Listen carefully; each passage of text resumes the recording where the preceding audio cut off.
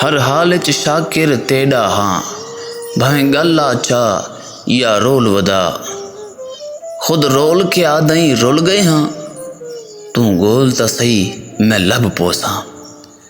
हर वार शाकिर मुमकिन नहीं, तू झिड़की ते मैं वल आवा।